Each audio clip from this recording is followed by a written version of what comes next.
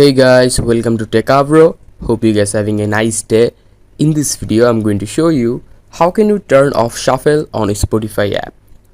So to turn off shuffle on Spotify, just launch your Spotify app.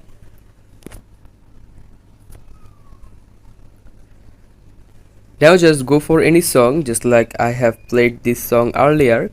I'm clicking on this song, and after that, here you can see in the bottom left there is a green icon which is shuffle. It is turned on. If you just click on this icon again, it will be turned off like this.